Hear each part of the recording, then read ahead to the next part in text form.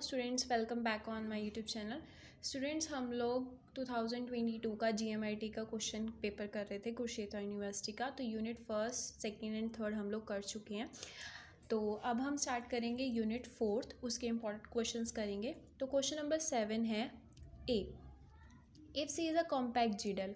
अगर सी आपके पास कोई कॉम्पैक्ट जीडल है, आपको शो करना है, show that there exist a sequence FN in L such that कि FN is decreasing sequence of X of C. State clearly the result used by the U in the proof. ठीक है, हमको क्या proof करना है? सी हमारे पास compact G delta set है, हमको शो करना है कि एक ऐसी sequence F of n in L such that exist करेगी, सच दैट कि F of n is decreasing sequence of x of C, such that state clearly the result use by you in the proof. हम इसको proof करेंगे, करें? चलिए करते हैं फिर। Since C is compact G delta set, अगर सी आपके पास कोई कॉम्पैक्ट जीडल सेट है, therefore by definition there exist, अगर सी आपके पास कॉम्पैक्ट जीडल सेट है तो कॉम्पैक्ट जीडल सेट की क्या डेफिनेशन होती है कि there exist a sequence UN of open set such that कि कैसी सीक्वेंस एग्जिस्ट करती है, सच दैट कि C is equals to intersection N equals to 1 to infinity UN होती है। ठीक है, अगर आपको ये नहीं पता तो डेफिनेशंस की मैंने सारी के सारी डेफिनेशंस की वीडियो भी बना रखी है, आप उसमें जाके देख सकते हैं। ठीक है, तो हम यहाँ से क्या कह सकते हैं कि C is a subset of UN for all N is greater than equals to 1, और इसको हमने नाम दे दिया इक्वेशन नंबर 1। ठीक है, क्लियर है यहाँ तक सबको? कुछ नहीं किया हमने, जस्ट डेफिनेशन को अप्लाई किया। ओके, हाँ जी। फिर नाउ वी नो दैट अगर सी सबसेट होता है यू का, where C is compact and UN is open, then there exist F belongs to L. L is a set of all real valued continuous function on X with compact support such that कि 0 से greater होता है F और F से greater होता है 1, where F equals to 1 on C and F equals to 0 on X minus U। ये हमारी थ्योरम होती है। ठीक है, इस थ्योरम को हम अप्लाई करेंगे। तो from in equation first we know that कि सी इज कॉम्पैक्ट और UN इज ओपन, ये कॉम्पैक्ट है और ये ओपन है। ठीक है, तो देन फिर इस थ्योरम से there exist a sequence GN exist करेगी L में सच दैट कि 0 से बढ़ाएगा होगा GN से बड़ी होगी 1। ठीक है, तो GN equals to 1 on C and GN equals to 0 on X minus C। हमने जैसे थ्योरम अप्लाई किया और कुछ नहीं किया, डेफिनेशन एंड थ्योरम को अप्लाई किया है। ठीक है, हाँ जी। अब हमने क्या किया, हमने डिफाइन किया F of N equals to G1 intersection G2 intersection GN। ठीक है, हमने डिफाइन किया। अब हम कह रहे हैं वी नो दैट कि FN किस में से बिलोंग कर रहा है? L में से बिलोंग कर रहा है, और L क्या है? Set of all real valued continuous function on X। तो FN इज डिक्रीजिंग सीक्वेंस, जो FN है वो किस टाइप की सीक्वेंस है? डिक्रीजिंग सीक्वेंस है। And X of C is less than equals to F of n, और F of n is less than equals to G of n. ठीक है, GN हो गया। हमें पता है कैरेक्टरिस्टिक फंक्शन क्या होता है? X of C is equals to 1 होता है इफ एक्स बिलोंग कर जाए सी में, और 0 होता है अगर एक्स नॉट बिलोंग्स टू सी हो। ठीक है, एक्स ऑफ सी यहाँ पे क्या है? कैरेक्टरिस्टिक फंक्शन है। ठीक है, तो F of N equals to 1 on C and F equals to 0 on x minus U M. ठीक है, क्लियर है यहाँ तक? अब नाउ वी क्लेम दैट कि F n is decreasing sequence of x of C, कि एफ एन क्या है?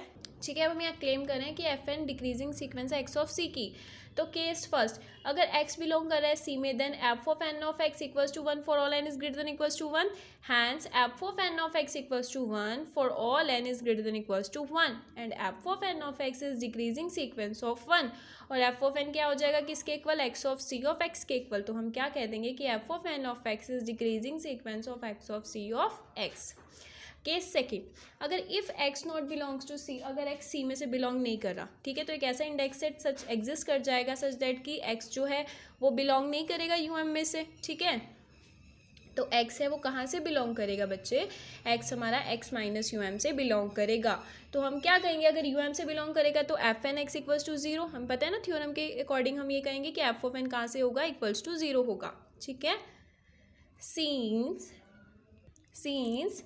f of m of x is greater than equals to f of n of x for all n is greater than equals to m, तो 0 से बड़ा है, 0 है वो बड़ा है f of n of x से for all n is greater than equals to m, तो f of n क्या हो जाएगा? Equals to 0। तो यहाँ से आप क्या कह देंगे बच्चे कि f of n of x is decreasing sequence of 0। So in both cases f of n of x is decreasing sequence of x of c, तो f n is decreasing sequence of x of c, hence proof। तो हमने 7th question का ए part को proof कर दिया। ठीक है, हाँ जी बच्चे जी, अब हम 7th क्वेश्चन का बी पार्ट को डिस्कस करेंगे। वो क्या है कि every Baire measure is regular. हमें क्या प्रूव करना है कि जो हर एक बेयर मेजर होता है वो क्या होता है, रेगुलर होता है। Prove and disprove this statement. ठीक है, ये मोस्ट इंपॉर्टेंट क्वेश्चन है, ये ज़्यादातर पेपरों में आ रखा है। ठीक है, आप देखेंगे अभी आगे जब हम सॉल्यूशन करेंगे। ठीक है, तो चलिए अब हम इसका प्रूव करते हैं। ठीक है, आपने क्या कहा, आपने लेट किया R be a ring generated by G delta set. आपने आर कोई रिंग लिया जो किससे जनरेट हो रहा है, जी डेल सेट से। Then R is a class of all finite union of E. जो आर है वो क्लास है all finite union of E, where E is equal to union I equal to 1 to infinity C I minus T I, और इसको हमने नाम दे दिया equation number 1। ठीक है बच्चों, where C I and D I और कॉम्पैक्ट जी डेल सेट, जो सी आई है और डी आई है दोनों के दोनों क्या है, कॉम्पैक्ट जी डेल सेट हैं। तो नाउ वी नो दैट कि सी आई एंड डी आई और कॉम्पैक्ट, अगर सी आई और डी आई दोनों के दोनों कॉम्पैक्ट जी डेल सेट हैं तो ऑब्वियसली जो हमारा सी आई माइनस डी आई होगा वो भी क्या होगा, कॉम्पैक्ट जी डेल होगा ना, यानी इज रेगुलर फॉर ऑल आई। ठीक है, तो इसको हमने नाम दे दिया इक्वेशन नंबर 2, क्योंकि we know that union of sequence of regular set is regular. ठीक है, कि रेगुलर सेट की जो यूनियन होती है वो भी क्या होती है, रेगुलर होती है। Therefore E is equals to union I equals to 1 to infinity C I minus D I for all I. तो ई इज रेगुलर, क्योंकि union of I equals to 1 to infinity C I D I regular है, इसलिए हमारी ई भी क्या हो जाएगी, regular हो जाएगी। और ई कहाँ से बिलोंग कर रहा है, आर में से। Let C be any compact G delta set. C आपके पास कोई भी कॉम्पैक्ट जी डेल सेट है। Let us first show that C intersection E is regular. हमको क्या सबसे पहले शो करेंगे, जो सी इंटरसेक्शन ई है वो क्या होगा, रेगुलर होगा। यहाँ ई रेगुलर है और सी क्या है, कॉम्पैक्ट जी डेल है for every Baire set E. ठीक है, हम कह रहे हैं C is compact G del set and E is bare set, then there exists a sequence En of compact G del set such that कि अगर C compact है और E bare set है तो एक ऐसी sequence En exist कर जाती है compact G del set such that कि is a subset of union n equals to 1 to infinity En हो जाता है।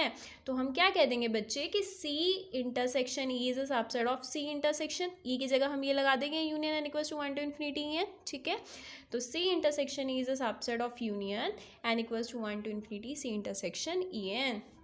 ठीक है, नाउ हम क्या कह देंगे बच्चे, C and En are compact G delta set. जो C है और En है वो दोनों के दोनों क्या है, कॉम्पैक्ट जी डेल सेट्स। हाँ जी, हम कहेंगे कि C intersection E are compact G delta set, तो M इज़ मोनोटॉनिक क्लास। अब हमने क्या कंसीडर किया, जो M है हमारा वो क्या है, मोनोटॉनिक क्लास है। ठीक है, तो हमें क्या प्रूफ करना है कि E बिलोंग्स टू M। अगर E हमारा M से बिलोंग कर रहा है और M हमारा मोनोटॉनिक क्लास है तो हमको प्रूफ करना है कि C इंटरसेक्शन E क्या होगा, रेगुलर होगा for all compact G delta set C।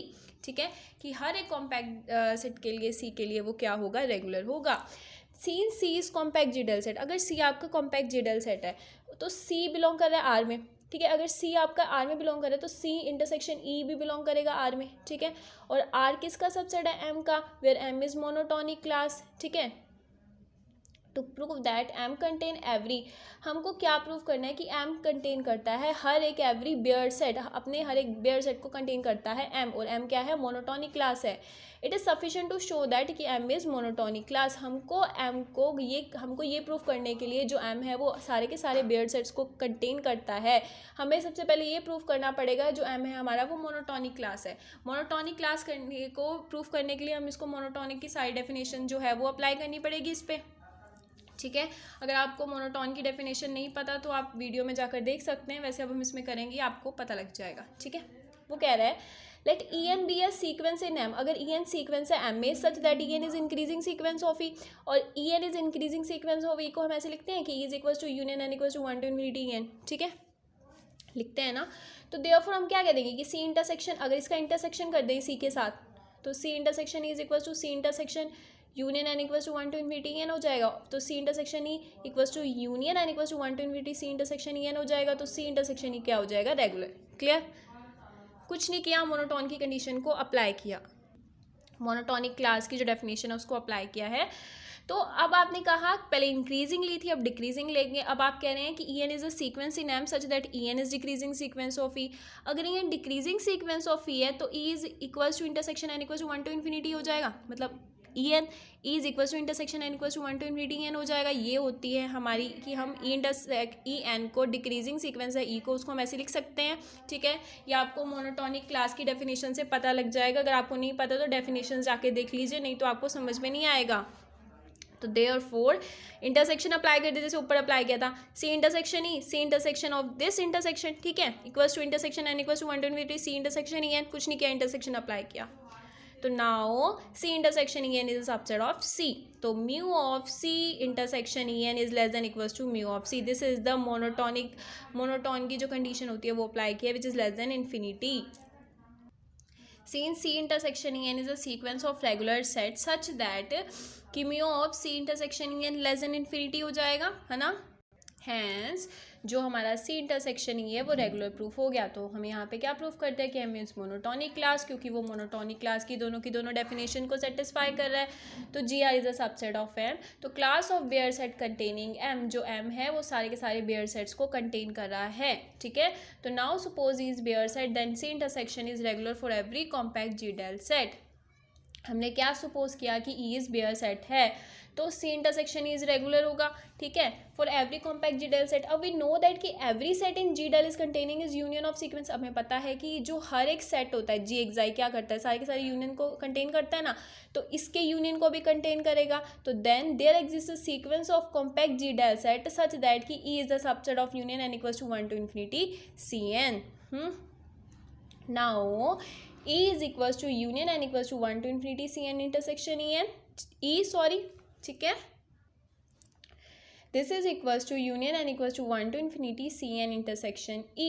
Since E intersection C n is regular for all compact G del set, तो countable union of regular set is regular.